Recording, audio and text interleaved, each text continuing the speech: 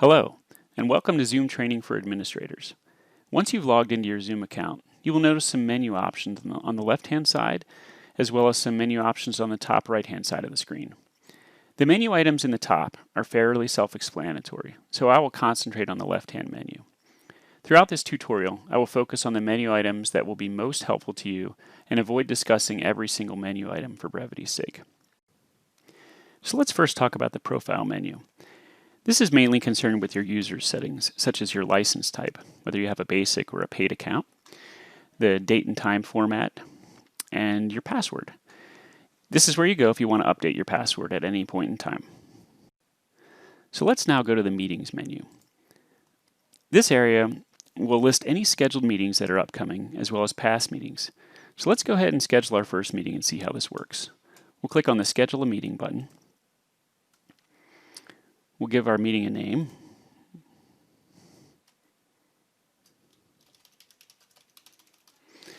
You can enter a description if you'd like.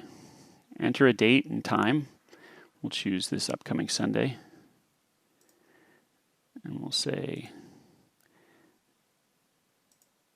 at 2 o'clock. That's right. If you notice on the basic Zoom plan, there's a 40-minute time limit on meetings with 3 or more participants. So if you are in need of a meeting that's going to be longer than 40 minutes, please talk to a member of the bishopric, because there are some members in the ward that have paid accounts. If you want to have a recurring meeting, you should check this box. This is an important thing because it makes things easier for you, and it also makes it easier for the attendees. Checking this box will say, okay, Sunday school is going to be every other week. So we'll choose weekly, repeat every 2 weeks, and it occurs on Sunday. You can choose an end date or after a certain number of recurrences, but for the purposes of this training, we'll just leave it as the default. The passcode is a setting by default, and the waiting room is a checkbox by default. With the waiting room option enabled, it places attendees in a waiting room before they can be admitted into the meeting. When a meeting is taking place, the meeting moderator will see the attendees in the waiting room and will need to admit them into the meeting. Depending on the meeting type, you may or may not want to enable the meeting room feature. If it's a large meeting, it may be more of a burden to deal with the constant flow of admittance. Under the meeting options, one area you may want to check is the mute participants upon entry.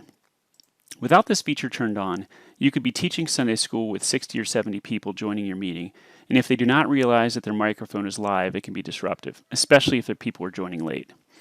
So now let's click Save, and we have our first meeting scheduled. So now your meeting shows up in the Meetings section, where it gives a summary of the meeting settings and allows you to make changes if necessary. Here you can save your meeting to your calendar by using any one of these options here, or you can copy a link or copy the invitation and share it with others.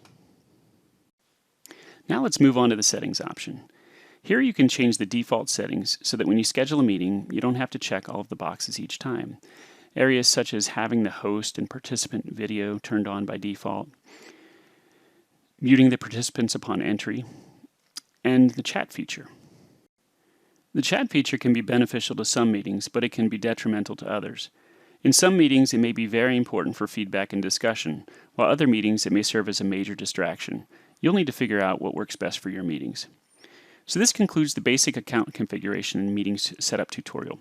For further training, please watch the Meeting Moderator tutorial. Thank you.